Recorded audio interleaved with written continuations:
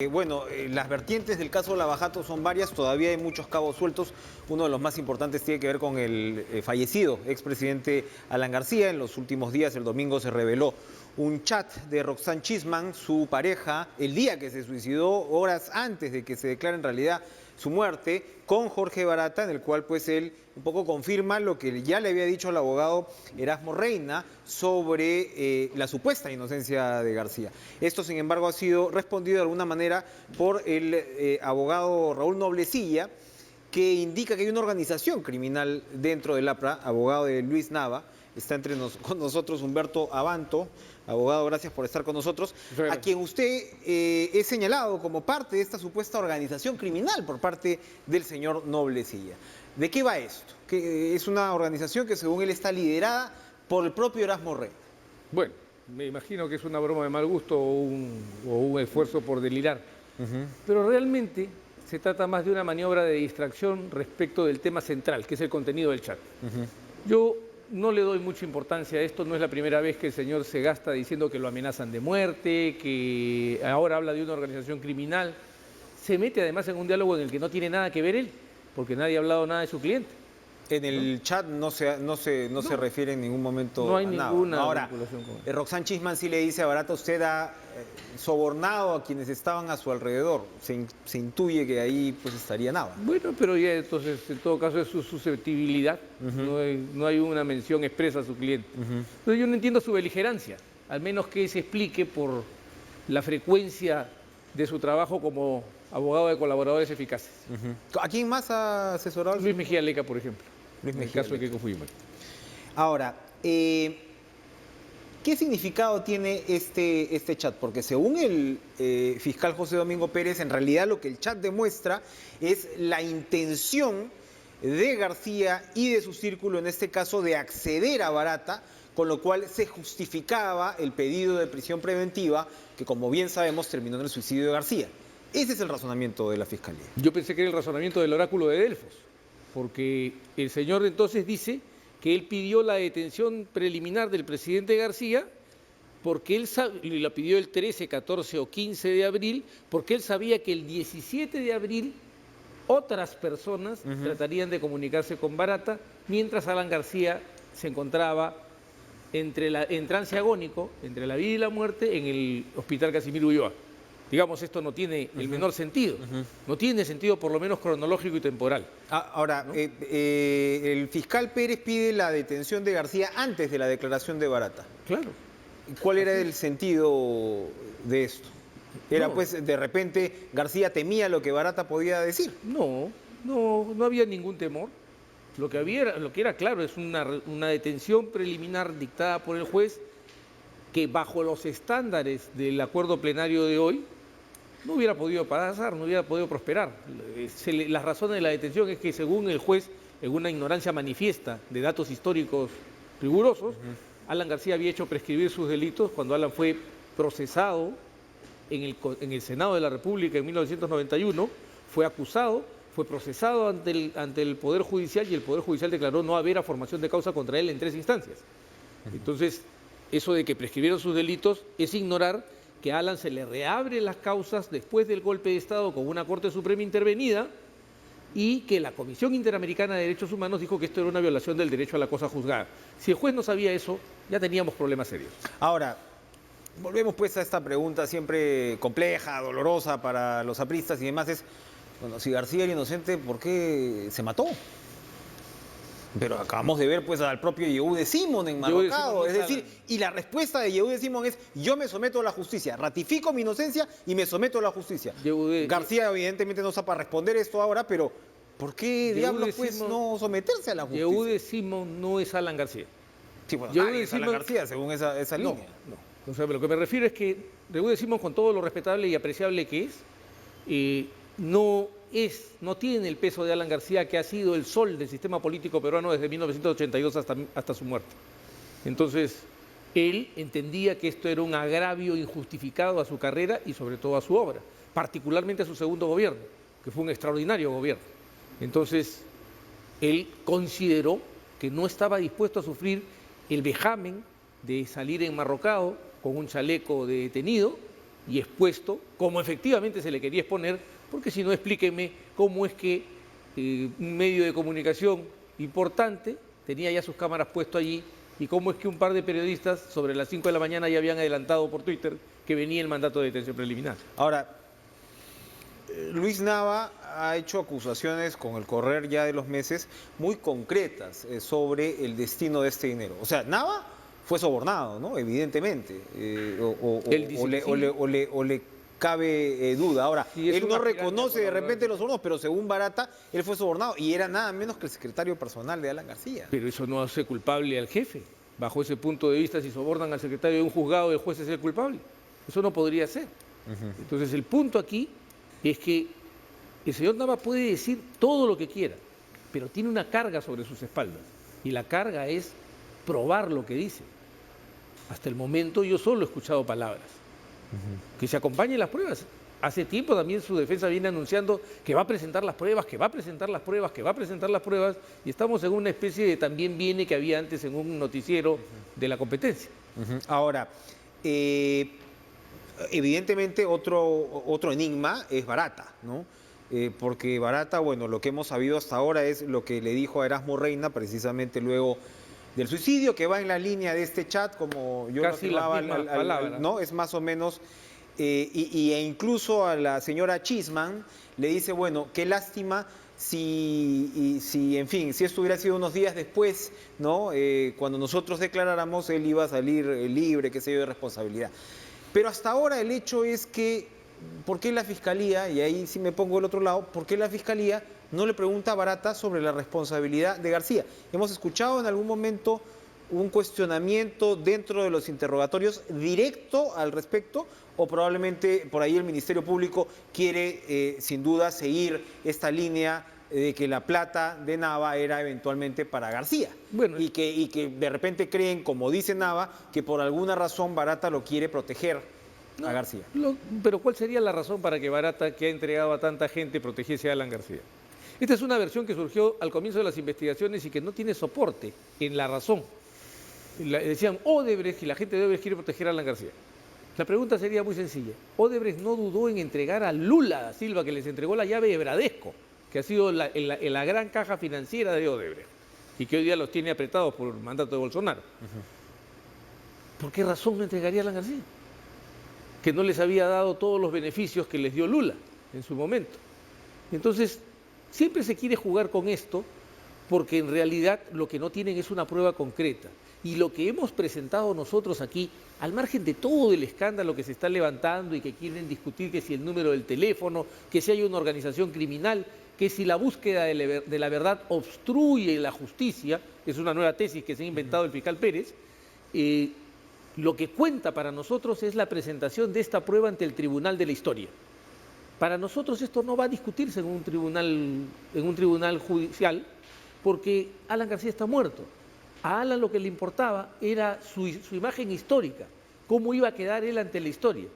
Y aunque hoy el vendaval de odio que existe va a seguir envolviendo su figura, el paso del tiempo va a ofrecer calma y las siguientes generaciones tendrán un juicio en el que este dato que ingresó el día domingo tendrá valor en los razonamientos que se harán. ¿Por qué ese chat no se reveló antes? Usted evidentemente ha estado cerca de esta... Yo estuve opuesto, por la razón que estoy diciendo. ¿Por qué?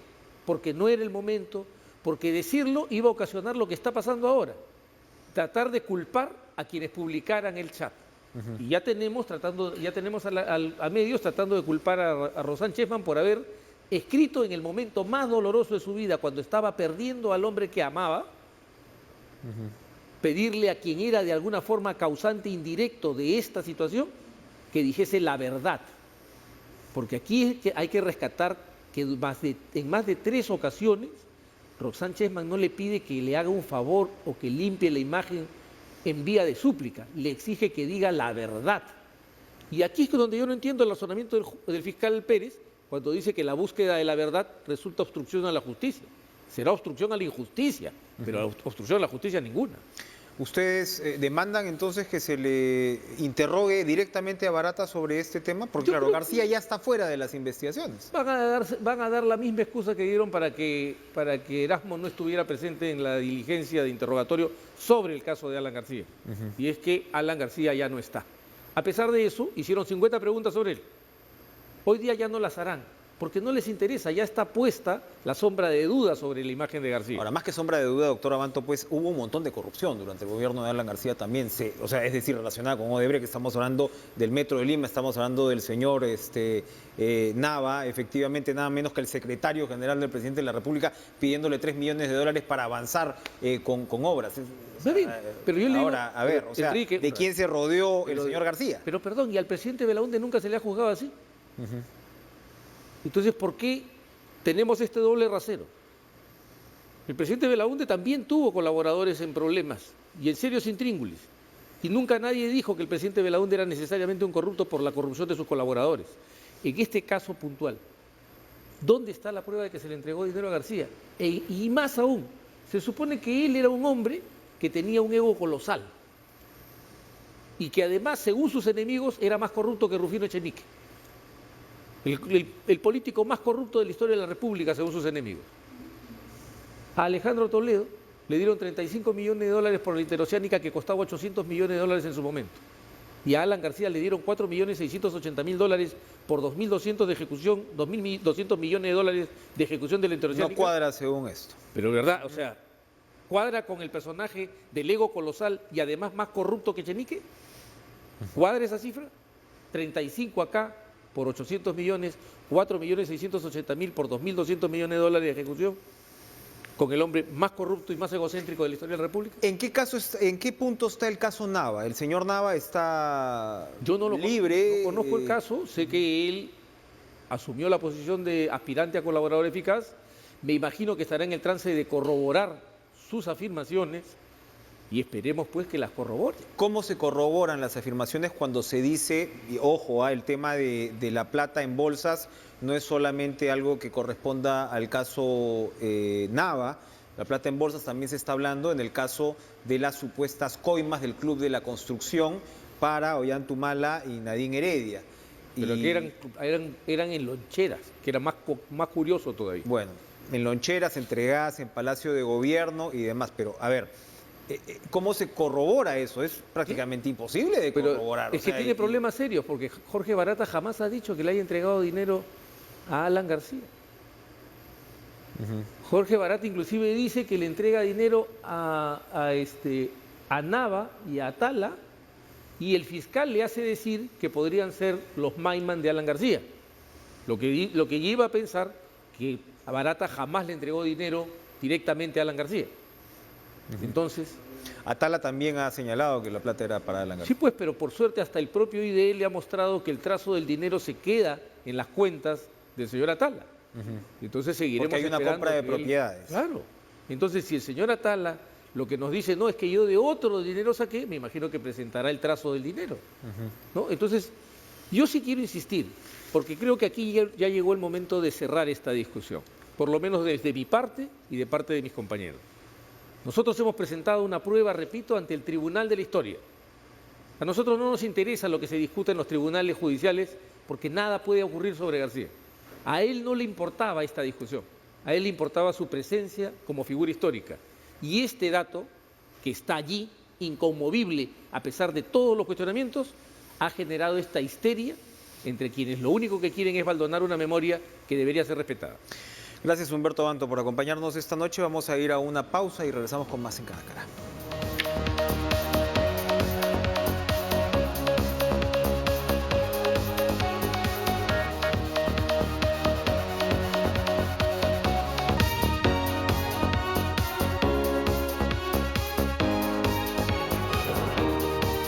Debo admitir, si me permiten, que me gano la vida como periodista, pero soy politólogo y uno se ríe un poquito. Mario Riorda, presidente de la Asociación Latinoamericana de Investigación en Campañas Electorales. Mario, gracias por estar con nosotros. Por favor, Enrique, un placer. Uno se pregunta qué es esto de la ciencia política, porque en estos tiempos la política tiene cada vez menos de ciencia. Si queríamos encontrar, ¿no?, algún tipo de certezas, de patrones, estos en realidad se han ido reventando en los últimos años en 1000 pedazos, y ahora mismo uno se pregunta qué significa incluso el poder, ¿no? Lo que antes, ¿no?, cargaba el poder, el descrédito de la clase política, procesos como Lavajato y elecciones que, como en el Perú se deciden, pues la gente prácticamente en la fila, ¿no? Se habla mucho, ¿no?, de que sí, que el pueblo es mucho más sabio de lo que parece, pero en realidad todos estos conceptos parecen haberse disparado por la ventana, y me imagino que si en el trabajo del periodista esto es evidente, en el trabajo de un especialista en su rubro debe ser todavía más complejo. Sí, yo además mi especialidad es la comunicación política. Así es. Pero, por lo tanto, los niveles de complejidad son un poquito mayores, ¿no? Así Por la es. cantidad de transformaciones que hay. Pero me hacías una pregunta, ¿qué es la ciencia política? Los politólogos somos los que decimos a cualquier cosa simple, esto es un poquito más complejo, ¿no? De todos modos, Perú está complejo, ¿no? La realidad peruana está compleja, así que creo que un poquito de ciencia política no le viene nada mal, a pesar de que es un país que produce buena cantidad de politólogos y politólogas. No, y muy buenos además. Pero, a ver, uno lo primero que se pregunta es, para la realidad actual y el tema de la comunicación y el devenir del poder, el caso Lavajato ha tenido, conversábamos con nuestro anterior invitado, un protagonismo que seguramente no ha tenido en otros países de América Latina, con excepción probablemente de Brasil. Pero en realidad la transformación sísmica de la clase política a partir de las consecuencias del caso Lavajato cambian probablemente, y para algunos incluso detienen manifestaciones como las que se pueden ver en Chile ahora, o el descontento. ¿Estás de acuerdo con una perspectiva de esa? O sea... Sí y no. Sí, respecto de que Brasil ha sido el foco en términos de efectos políticos como consecuencia del Lavallato. Allí fueron presos los principales periodistas, los principales jueces, los principales empresarios del país, pero los principales, no hablo de uno, dos o tres cualquiera, los principales, los más importantes del país, y también los principales políticos, presidentes incluidos, ¿sí? Por lo tanto, el cisma, el nivel de conmoción pública en Brasil prácticamente no tiene equivalente. Ahora, sin embargo, la rareza es Perú, porque el resto de los países a donde está afectando fuertemente es en Perú, pero no a toda la dirigencia, solamente a la política, ¿sí? Yo digo en broma y en serio, esto suena irónico, pero no sé si la justicia es extremadamente buena en Perú o la política es extremadamente mala. De lo primero no puedo afirmarlo, lo segundo bastante, ¿sí? Perú es el único país que no logra conformar de hace décadas un sistema de partido estable, y esto le da un dinamismo inusitado, que no pasa en otras realidades. En segundo lugar, es el único país que tiene el récord histórico, donde ningún presidente termina más o menos bien. Es un trabajo realmente peligroso ser presidente. Bueno, sí, claro, de riesgo, a tal punto que están casi todos presos, ¿no? Claro. Claro, Sí, de riesgo. Y esto uno puede verlo y decir, bueno, pero hay algo de institucionalidad que funciona. Y la realidad es que a medias, ¿sí? Porque en una sociedad que en parte se explica, como incluso vos bien lo decís, desde la informalidad, y está bueno traducir pedagógicamente qué entendemos como informalidad, es una sociedad que espera muy poco de la política. Por lo tanto, lo más parecido a Italia, ¿no? Es decir, aunque la economía funcione, hay una institucionalidad ahí, crujiendo siempre, cambiante siempre, nunca ejemplar, ¿sí? Y llena de escándalos. Esto es Perú, ¿sí? Esto es Perú. Ahora, la pregunta es, ¿cuánto puede soportar un Perú que nunca ha estado del todo aislado de ciertas tendencias internacionales, especialmente en la región? En los 90, Fujimori representó un prototipo de líder regional. Previo a eso, Alan García, en relación con Brasil, en relación con Venezuela, en relación con Argentina, formaba parte de un tipo de liderazgos promedio de la región, ¿sí? Ollanta-Humala, de una u otra manera, fue un liderazgo bastante parecido a alguno de la región. Y la pregunta es si Perú va descolgado de los procesos regionales. No. Y los procesos regionales hoy implican inestabilidad, implican un poder de confrontación que no necesariamente está organizado. Lo que se vio en Ecuador, pero mucho más lo que se vio en Chile, implica que no había partidos organizados, disruptivos, que venían a tumbar un presidente. Lo iniciaron estudiantes de secundaria que ni siquiera fueron oídos. En el medio, disruptivo, joven de Clinic, hay una entrevista a un joven 2 días antes de la explosión de protestas en Chile donde dijo: que no mantengan el precio alto de la subida del metro. ¿Por qué? Porque vamos a protestar, porque vamos a tomar el metro. Lo decía en broma, pero fue en serio y no fue algo organizado, fue simplemente que en algún momento se dio eso que los jóvenes decían que no se diera, y encima la mala praxis del gobierno, en el sentido de que lo primero que hace es cerrar el metro y dejar a medio Santiago de Chile a la deriva en la calle, que no tuvo otra cosa que empezar a manifestar su descontento por el metro y todo el historial Todo eso de ya descontento. vino todo lo que es, venía ¿sí? de atrás. Entonces, no hubo ese nivel de organización, de orquestación que uno generalmente aplica para pensar un movimiento que se organiza. Hubo básicamente una bronca acumulada a lo largo del tiempo. Entonces, cuando uno mira a Perú, y la pregunta es, por más desafección política que exista, ¿sí? Que muchas veces la desafección puede ser violenta, pero muchas otras es simbólica y significa retraerse de la vida pública, no participar por caso. Hay demandas insatisfechas. Solo baste con querer circular en el transporte público en Lima, para no buscar ejemplos exorbitantes, ¿sí? Solo baste ver, por ejemplo, la respuesta en términos de riesgo que tienen, qué sé yo, y no tan solo por los huaicos, que estacionalmente siempre un pedazo importante de la sociedad peruana vive cada tanto. Solo basta ver el aumento de la inseguridad, solo basta ver un montón de cosas y uno va a ver que en realidad las demandas se acumulan y en algún momento se desbordan. Ojalá que no. Se le pueden desbordar a este gobierno, porque se habla mucho también de la comunicación que maneja el gobierno de Martín Vizcarra, y claro, le ha ido relativamente bien en medio de este campo minado, pero al mismo tiempo se señala, bueno, él sencillamente se desprende rápidamente de todo lo que lo puede afectar con una velocidad que corresponde también al entrenamiento de la política regional, que tiene su propia dinámica, a veces incluso mucho más salvaje que la política nacional, si cabe el término. ¿Es bueno esto en términos de comunicación? ¿A largo o a mediano plazo le puede costar más? ¿Está administrando su popularidad hasta terminar su mandato? Yo creo que lo último lo podría decir un poco además más irónico, hasta más simple. Creo que es un presidente destinado a zafar hasta el punto final. ¿Sí? Creo que la palabra zafar se entiende bien aquí en Perú. Es decir, generalmente un proyecto se consolida en tanto en cuanto hay legitimidad y consenso, ¿sí? Y el consenso tiene que ver no tan solo en la persona que aglutina políticas públicas, sino una legitimidad que tiene que ver con estas políticas públicas de modo concreto.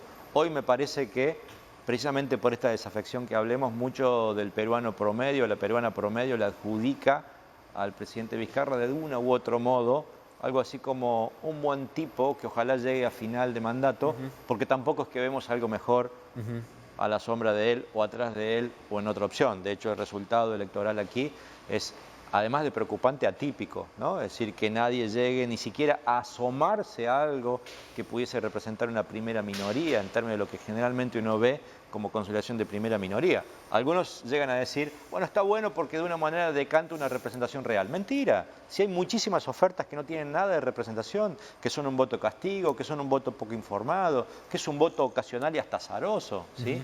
Entonces, primero, para mí eso no representa una buena representación, valga la redundancia. Pero en segundo término, lo que más me preocupa no es tanto que Vizcarra llegue a fin de mandato, que daría la sensación que sí, o por lo menos es probable, ¿sí? Lo que más me preocupa es ver quién pudiera obtener esa condición de primera minoría de cara al próximo gobierno. Porque aún admitiendo, algo que no creo, pero aún que admitiese que hay una más o menos buena representación, el problema es cuál es el incentivo para el consenso, cuál es el incentivo para la cooperación en semejante nivel de atomización. Efectivamente. Vamos a ir a una última pausa y regresamos con Mario Riorda aquí en Cara a Cara. Efectivamente.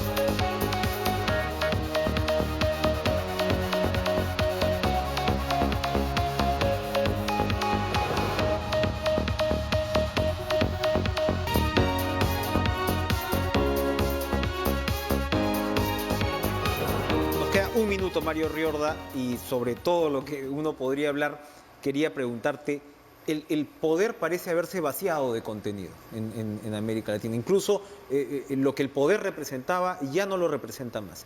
Conversábamos ahora, no hay lunas de miel.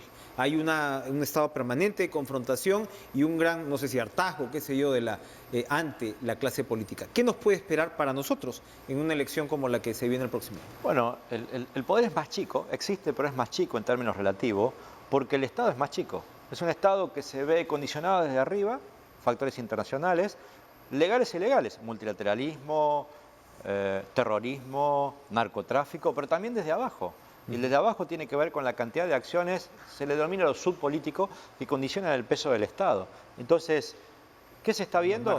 Movimientos, un nivel de movimiento más bien ascendente que empieza a competir contra parte de las funciones del Estado y cuando no compite, lo condiciona. ¿Sí? Entonces, el Estado no tan solo necesita, o el gobernante, en el marco de un Estado, generar consensos con partidos políticos o con las élites a la vieja usanza, sino incluso con sectores que demandan algo sumamente interesante que es cosas concretas. Y que por tanto se organizan, se aglutinan en torno de cosas concretas y si esas demandas no son satisfechas, básicamente los sistemas políticos se vuelven absolutamente dinámicos e inestables. Muy bien. Mario Riorda, muchas gracias por acompañarnos. Escuchen además los políticos, las demandas no están sueltas y las demandas van a probablemente aglutinarse de manera grande. Gracias otra vez por estar con nosotros. Lucho Trizano, ¿estás por ahí? Enrique, estoy por aquí para dar toda la información deportiva, obviamente el Champions y mucho más. Siga usted. De acuerdo, buenas noches.